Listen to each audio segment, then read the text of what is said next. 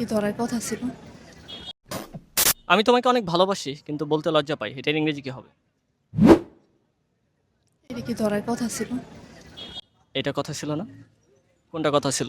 যেটা ছিল। আচ্ছা বলেন, তোমার চোখ দুটো অনেক সুন্দর, এটার ইংরেজি কি হবে?